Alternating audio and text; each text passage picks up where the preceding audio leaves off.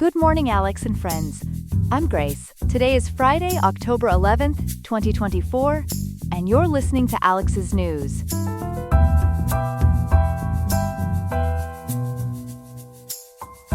The weather in Riverside is heating up, with a high of 91.9 degrees and a low of 67.5 degrees Fahrenheit.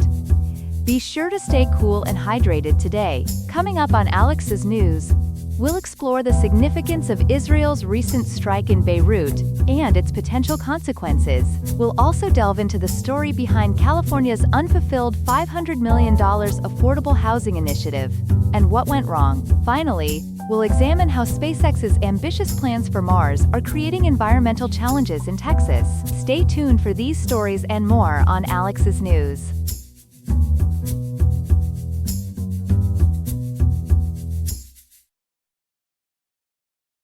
We begin with breaking news from the Middle East. Israel has conducted its deadliest airstrike in central Beirut since the recent escalation of hostilities. For more on this developing story, we turn to our international correspondent, Ethan. Ethan, what can you tell us about this attack? Grace, the situation in Beirut is dire. According to Lebanon's health ministry, Israeli airstrikes have killed at least 22 people and injured 117 others in central Beirut. This attack, which occurred earlier today, targeted 2 residential buildings in densely populated neighborhoods. That's a significant number of casualties, Ethan. Do we know what the intended target was? According to reports, the strikes were aimed at Wafiq Safa, the head of Hezbollah's security apparatus, and a close ally of the late Hezbollah leader Hassan Nasrallah. However, sources indicate that Safa was not present in the targeted buildings and survived the attack. Can you give us some context about the ongoing conflict in the region? Certainly, Grace. This airstrike is part of an intensified military campaign by Israel against Hezbollah, which has been ongoing since September 23rd. The conflict has also involved ground operations by Israeli forces in southern Lebanon. According to the latest figures, over 1,200 people have died, and more than 1 million have been displaced. That's a staggering number of people affected. How are civilians coping with this escalation? The situation is truly heartbreaking, Grace. Many families had fled to central Beirut from southern Lebanon to escape previous airstrikes, only to find themselves caught in this latest attack. Residents described devastating scenes, with many injured, including children, and others still in intensive care. It sounds like a dire humanitarian situation. Are there any other developments we should be aware of? Yes, Grace. In a separate but related incident, Israeli forces have also targeted United Nations peacekeepers in southern Lebanon. According to UN reports, 2 Indonesian peacekeepers were injured in these attacks. The UN has condemned this as a serious breach of international humanitarian law. That's concerning news, Ethan. What more can you tell us about these attacks on UN peacekeepers? Well, Grace, evidence suggests that these attacks were deliberate rather than accidental. UNIFIL, the UN peacekeeping force in Lebanon, regularly communicates their locations to the Israeli military. This means Israeli forces were aware of the peacekeepers' positions. Moreover, Israeli forces reportedly fired at and disabled perimeter monitoring cameras at UNIFIL's headquarters. How has the international community responded to these events? The United States and other international actors have expressed deep concern over the escalating violence. U.S. Secretary of State Antony Blinken has emphasized the need for a diplomatic solution and for Lebanon to assert its authority against Hezbollah. There are also fears of further regional escalation, especially given Israel's vow to retaliate against Iran following a recent Iranian missile strike. What are the potential legal implications of these attacks, particularly those on UN peacekeepers? The legal implications are significant, Grace. Deliberate attacks on UN peacekeepers constitute a serious breach of international humanitarian law and violate UN Security Council resolutions. These incidents have led to calls for international investigations and potential legal actions against Israeli officials. It's also straining diplomatic relations between Israel and the United Nations, as well as with countries contributing troops to UNIFIL. Thank you, Ethan, for that comprehensive report on this developing situation. We'll be sure to keep our viewers updated as we learn more. You're welcome, Grace. We'll continue to monitor the situation closely. Indeed. This has been Story 1 of 3. Stay tuned for more news after the break. We turn now to a story about affordable housing in California. Joining us to discuss this is our reporter Chloe. Chloe, can you tell us about a significant housing program that didn't quite pan out as expected? Certainly, Grace. Back in 2021, California lawmakers established the Foreclosure Intervention Housing Preservation Program, pledging $500 million in loans and grants over 5 years to help preserve affordable housing. However, according to reporting from Cal Matters, not a single dollar of that money has been distributed over the past 3 years. That's quite shocking, Chloe. What was this program supposed to do? The program was designed to fund the purchase of financially distressed buildings with up to 25 units. The goal was to prevent the displacement of low-income residents and maintain affordable housing options. Community land trusts were meant to be the primary beneficiaries of this funding. For our viewers who might not be familiar, can you explain what community land trusts are? Of course, Grace. Community land trusts are nonprofit organizations that acquire and manage land to preserve long-term housing affordability. They're seen as an effective way to maintain affordable housing and prevent displacement of low-income residents. I see. So what went wrong with this program? According to various news outlets including AM 870 The Answer and Lookout Santa Cruz, the Department of Housing and Community Development, which was responsible for implementing the program, hadn't awarded any funding by the time the program was scrapped in June 2024. Officials cited the program's unprecedented nature and a steep learning curve as reasons for the delays. That's unfortunate. Were there any real-world consequences of this failure? Yes, there were. For example, the Almanac News reported on a group of tenants in Silver Lake, Los Angeles, who had arranged for their landlords to transfer ownership of their building to a community land trust. They were relying on this anticipated state funding, but when it never materialized, the arrangement fell apart, leaving the tenants uncertain about their future in their rent-controlled units. That's a stark example of the impact. Has there been any response to this failure?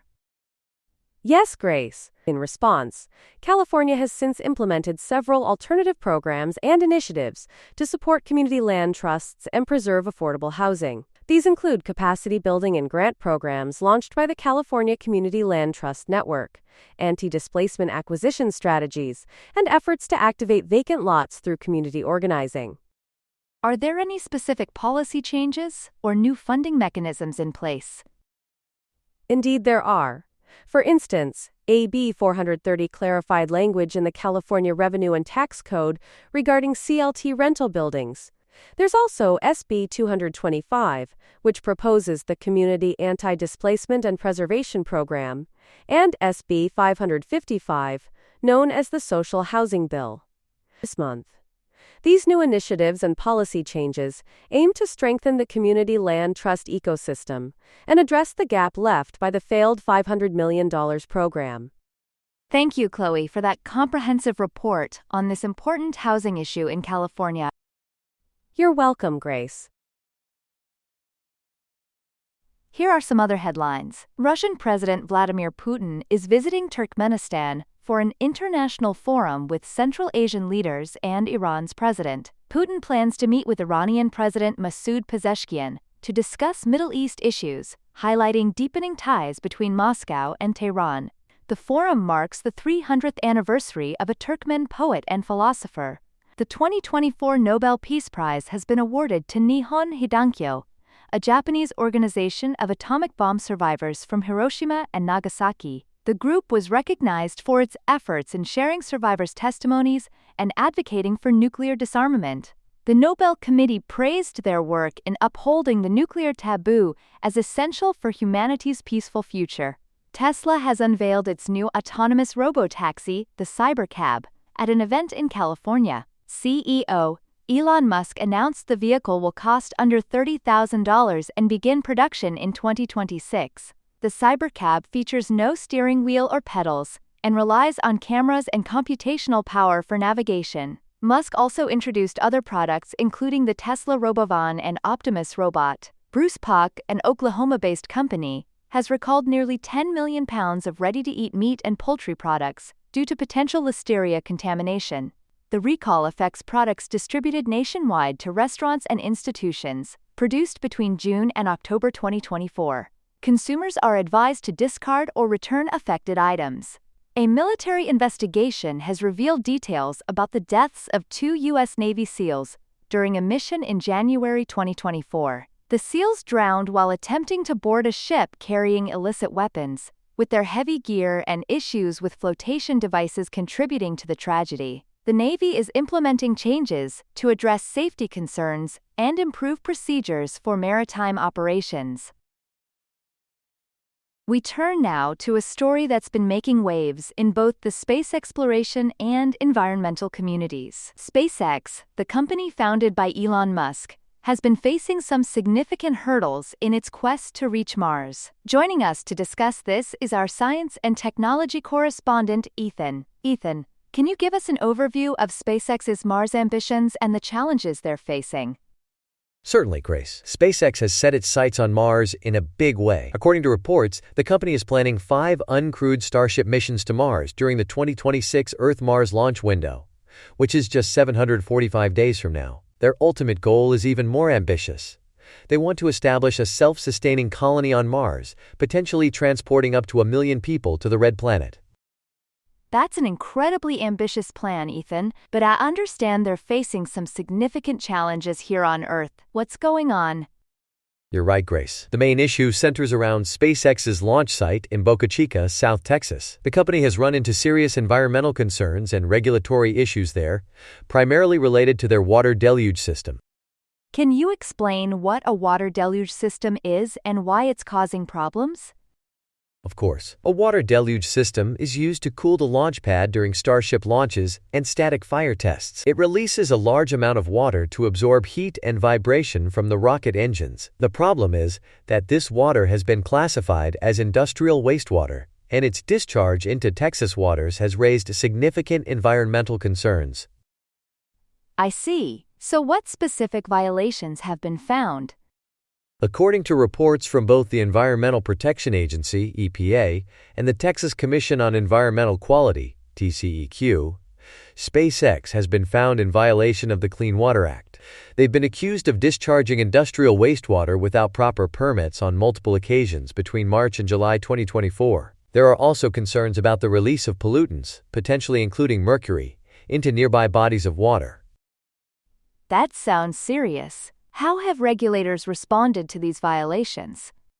The response has been quite significant, Grace. The Federal Aviation Administration, FAA, has postponed public hearings related to SpaceX's request to increase launch frequency at Starbase, citing the need for more information. Additionally, an environmental organization called Save RGV has filed a lawsuit seeking to prohibit SpaceX from using the deluge system without a permit and potentially imposing fines. Has SpaceX taken any steps to address these concerns? Yes, they have. The FAA has mandated over 75 mitigation actions that SpaceX must implement. These include providing advance notice of launches to reduce highway closures, ongoing monitoring of vegetation and wildlife by qualified biologists, and coordinating with agencies to remove launch debris from sensitive habitats. Those sound like positive steps. Has SpaceX implemented any environmental technologies at the site? They have, Grace. SpaceX has installed a retention pond to capture excess water from the deluge system, and they're power washing the launch pad before activating the system. They've also set up monitoring systems to detect potential contaminants in runoff water. However, the effectiveness of these measures is still being debated. How are these environmental disputes affecting SpaceX's plans for Mars? The impact is significant, Grace. These issues have caused delays in SpaceX's operations, potentially affecting their plans for increased orbital tests and future Mars missions. Currently, SpaceX is only permitted to test Starship at the Boca Chica site, and restrictions on launch frequency are hindering their plans to increase orbital tests from 5 to 25 per year. It sounds like SpaceX is facing a real balancing act between their space exploration goals and environmental concerns. Thank you for that comprehensive report, Ethan. You're welcome, Grace. It's certainly a complex situation that we'll continue to monitor closely. Thank you, Ethan, for that insightful report. This has been the third and final story in our morning news segment.